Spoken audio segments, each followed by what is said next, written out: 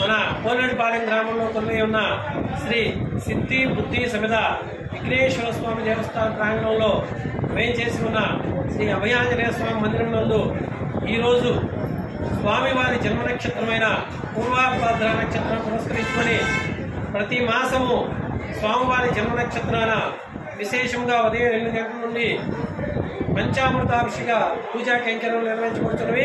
ఆ తదుపరి ఆకు పూజ, అలంకరణ, స్వామివారికి కైంకర్యాలు మొత్తం నిర్వహించబడుతున్నవి.